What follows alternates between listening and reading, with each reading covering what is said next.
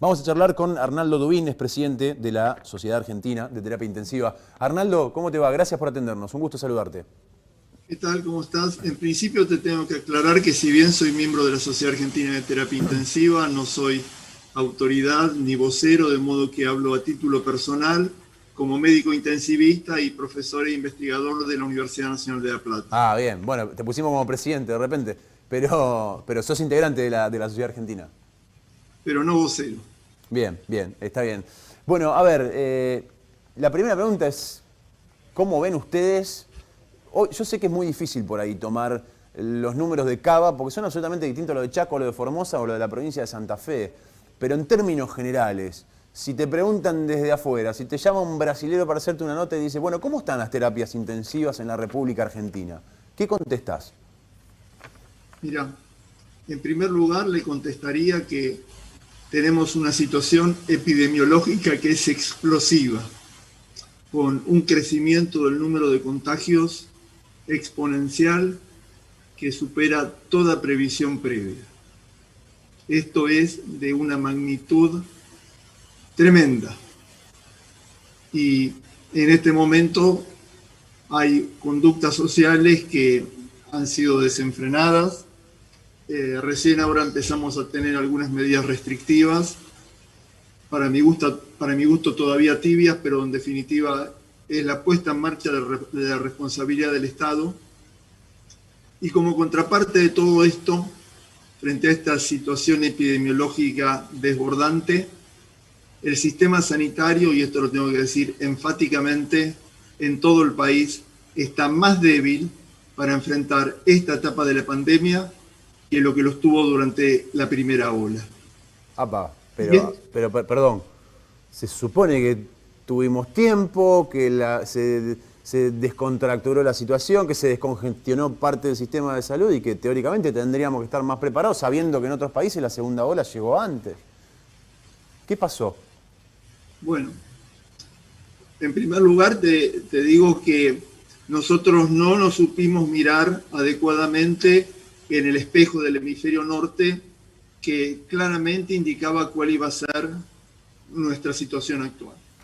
Y en relación con las terapias intensivas, yo lo que tengo que remarcar es que durante el comienzo de la pandemia, la tan denostada cuarentena salvó decenas de miles de vidas, porque en primer lugar dio tiempo para fortalecer un sistema sanitario que estaba destruido y se amplió notablemente el número de camas de terapia intensiva y de respiradores.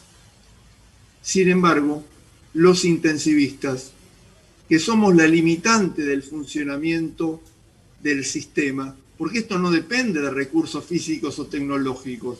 Acá hay personal, hay enfermeros, kinesiólogos y médicos intensivistas, entre otros profesionales y trabajadores no profesionales, que son los que hacen funcionar las cosas.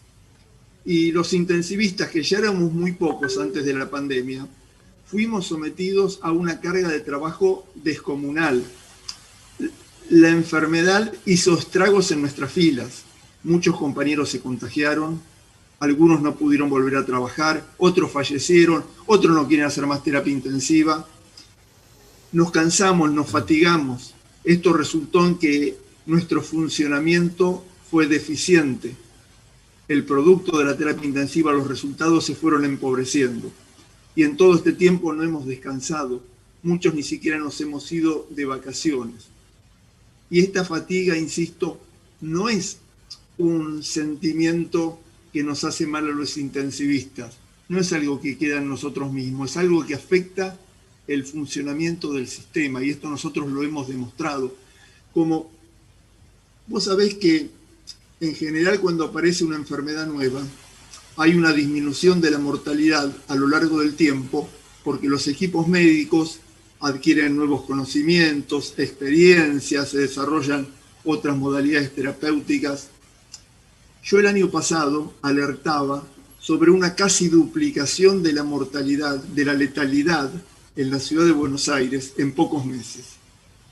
Y planteaba como hipótesis precisamente esta tensión que había sobre el sistema, esta sobrecarga, este estrés.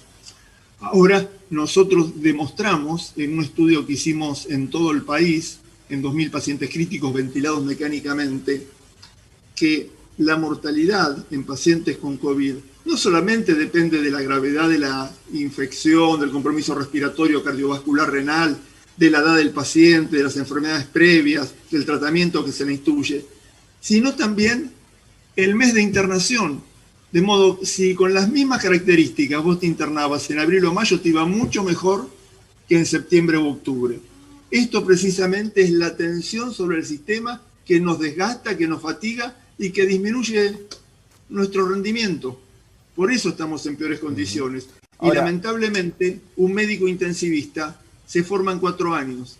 Y las condiciones en las que trabajamos claro. nosotros son precarias y nuestra remuneración pobre. Por eso, muy pocos quieren hacer terapia intensiva. A ver, camas se consiguen, se compran, se ponen. Lugares se consiguen para armar más camas, etcétera. El problema es que médicos no se pueden fabricar de un día para el otro. Y encima con esta situación que vos estás relatando es complicado. Bueno, acá en la provincia de Santa Fe, como en todo el país, supongo, pero hemos visto sobre todo un cansancio enorme de pelear paritarias, de tener que ir a paros, en el medio de una pandemia. Que uno dice, bueno, el personal de la salud primero, digamos, son los que nos tienen que salvar. Así todos tuvieron el año pasado con una miseria de aumento y un bono miserable, sinceramente, teniendo que además plantear medidas de fuerza. Está pasando en otras provincias, en Entre Ríos, hace 2 semanas en los hospitales públicos de Entre Ríos, en el San Martín, médicos colgando los guardapolvos en la escalera porque no tienen aumento hace 2 años.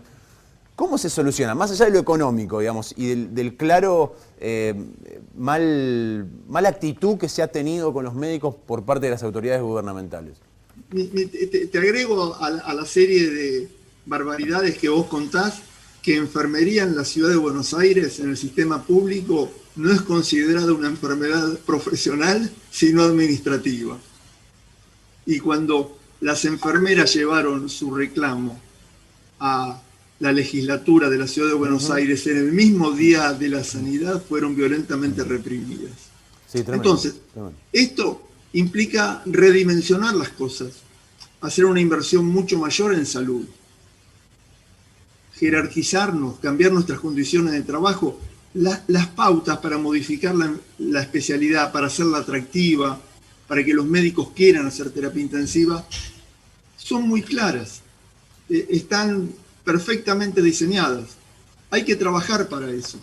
Y lamentablemente no se hace. Nosotros hemos planteado de forma reiterada esta cuestión.